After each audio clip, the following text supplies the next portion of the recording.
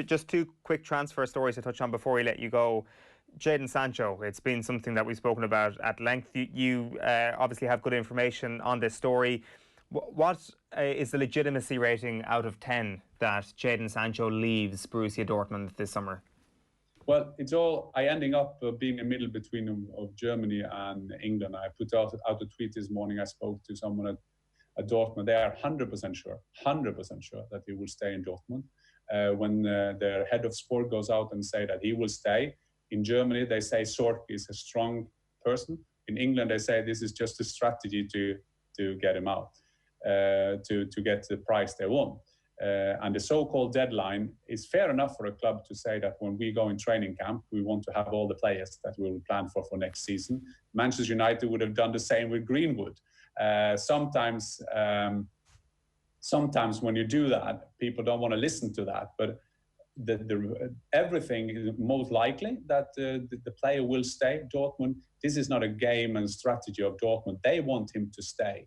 If the player goes out and say, I want to leave the club, I want to join Manchester United, the game will, of course, change. But as for the 14th of August, there hasn't even been a bid for Manchester United. So at the moment, it's most likely that he will stay in Dortmund. Jan, you mentioned there that you don't think Dortmund are playing a strategy, and that's something that Manchester United certainly think Borussia Dortmund are doing here.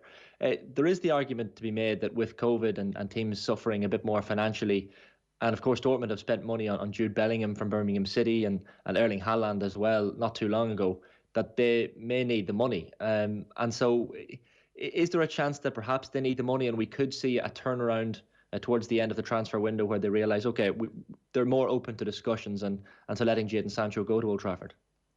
Yeah, there are a lot of arguments for Dortmund that they should let him go to get the money. And or even that because of COVID, they are lacking 81,000 fans every game. Of course, that will make them lose money. But for Manchester United, the strategy can't be that they will need the money. I mean, they have to make the strategy based on that they want the player. Yes, they want the player, and if you follow the English press, so coincidentally, all English journalists are writing the same. I'm not saying anything more, but they are doing that. But in Germany, everybody is clear on that Dortmund have the financial thing under control. And the 10th of August, when Sork spoke to the media, they even said that they extended his contract with 1 year. That made them also a bit surer, even more sure that they can delay this 1 year. So they could, next summer, without being in any stress, they can sell him next year. And as you said, COVID has changed it a bit, because I think that it was Dortmund's plan. I think they would have let him go for 120 million euro. I think that.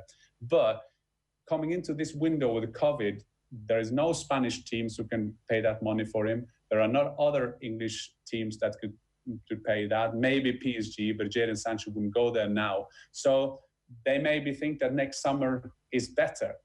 But all reports, because I think that the analysis from base of England is based that they had the same with Dembele, they had the same with Aubameyang, and that is a problem for Sork, because he said he wants to keep those as well, but they're ending up leaving Dortmund. But it's 100% sure that Dortmund want to keep the player. The game could change if, as I said, if the player goes out, but they won't sell him because of financial thing.